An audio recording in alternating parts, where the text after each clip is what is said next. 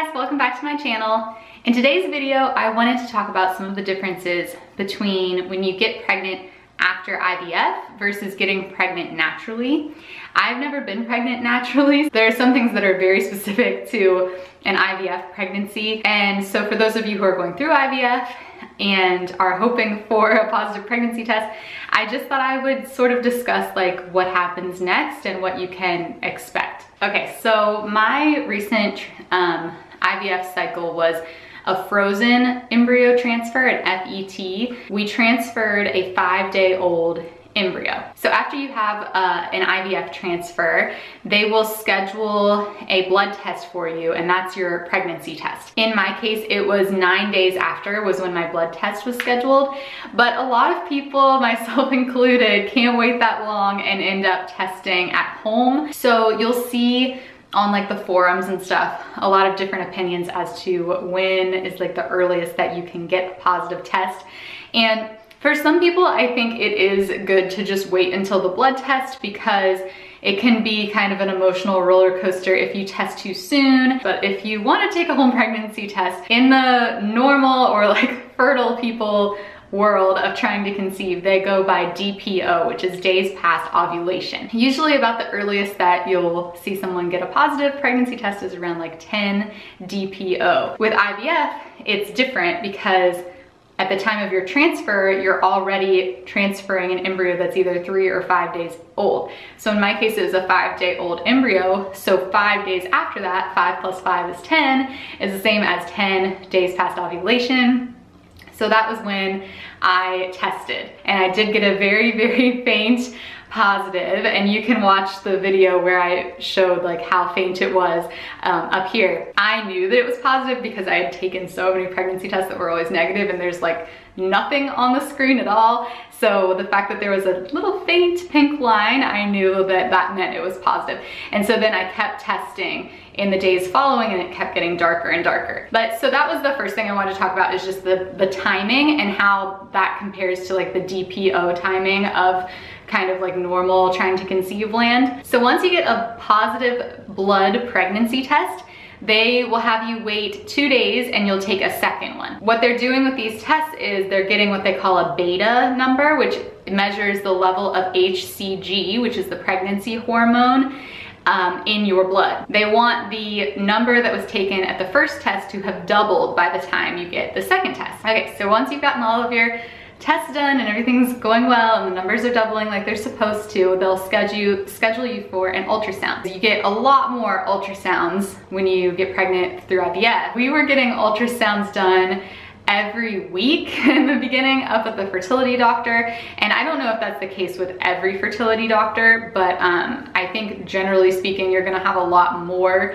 ultrasounds and appointments than you would have otherwise. We had one ultrasound per week up until we heard the baby's heartbeat on the ultrasound, and then after that we had one every 2 weeks up until the end of the first trimester, at which point our fertility doctor kind of sent us off, and then we switched over to seeing our midwife. And the thing about these ultrasounds in the early days too is they all have to be internal. So these aren't like the kind of ultrasounds that you see in the movies where they put the gel like on your belly to look at the baby. The baby is so tiny that that first trimester when you're getting all these ultrasounds, they're all like internal. So you get very used to that. So another major noticeable difference when you get pregnant through IVF is you have to continue doing the progesterone injections.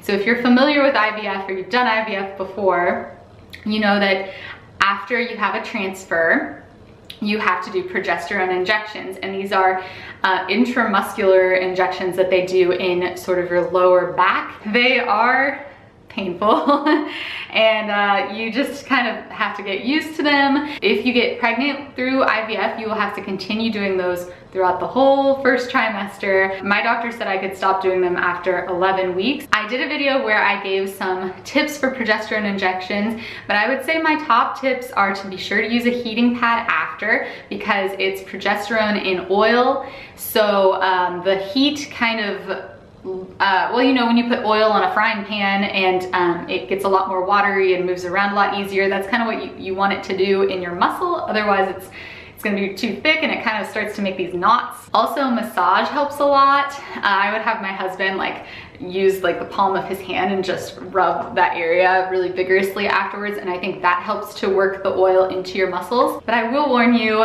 towards the end, it does get very sore because you've been doing these injections for a long time at that point. And I mean, if you think about it, I guess it's like a few months you've been doing these injections in the same spot. Granted, you go from the right side to the left side, you alternate each night. Using an ice pack kind of helped me because it would numb the area, but towards the end, it was getting so painful and I would just dread getting these injections every night. So I started putting the ice pack on for like a really long amount of time because I wanted it to be super numb so I didn't feel anything. And I basically numbed the area too much and ended up giving myself frostbite.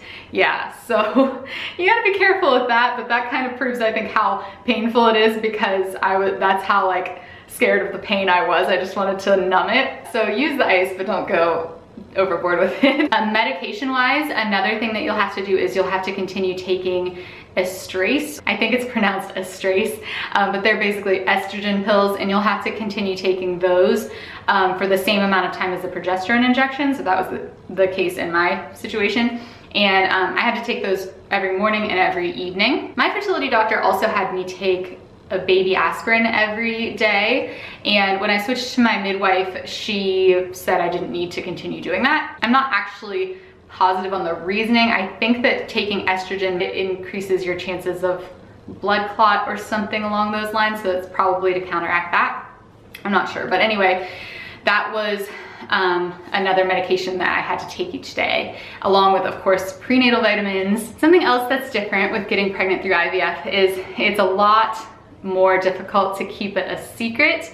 Oftentimes, if you're going to a fertility doctor and you're having all of these appointments, it can be really difficult to not spill the beans on what you're doing. And then the other thing is you find out if you're pregnant a lot earlier than people do in a natural pregnancy. So you find out earlier, and all of that kind of contributes to making it difficult to keep it a secret. And we told our families pretty much right away, which I don't know in hindsight if I would do it that way again. I might wait a little bit longer. I was totally okay with telling them early, but we told them like really early, like 4 weeks. You know, the earlier you tell people, the more like pressure it adds and nervous sometimes it makes you that something might go wrong.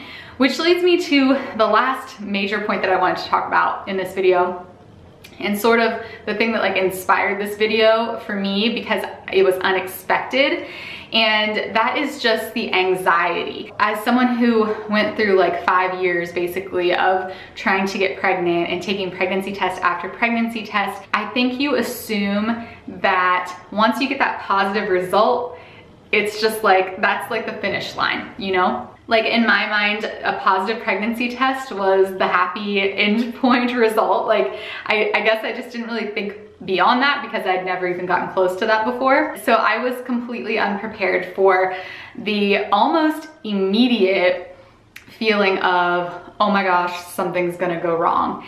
And I think that is something that everyone experiences to an extent.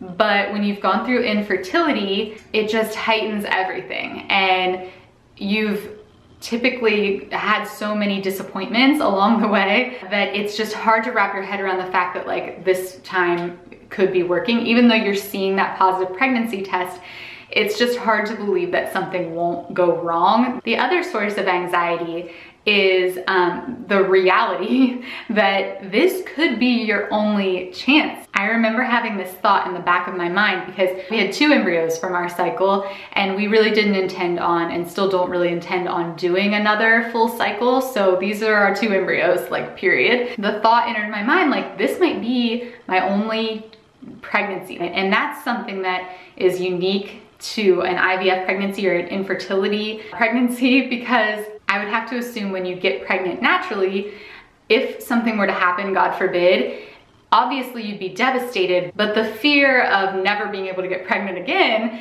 isn't really part of it. Whereas if you're an infertile couple, it is a very real part of it. And so it feels like not only do you have all of the normal concerns, but you also have the weight, the added weight of knowing that this could be your one and only shot. So it's a lot. I wasn't anticipating the anxiety. I think I thought that I would just be happy-go-lucky and just so thrilled to be pregnant, which of course I was, but it's kind of like a double-edged sword. On the one hand, you're unbelievably happy and thankful, but then you're so nervous about losing it. I found that every ultrasound I had, especially in those early days, I was just a nervous wreck, and I was just sitting there on the table and I could just feel my heart pounding in my chest. Most of the time I had no real reason to be feeling so nervous. In week 5, I did have a little bit of spotting, which is concerning. And I still, even in the weeks following,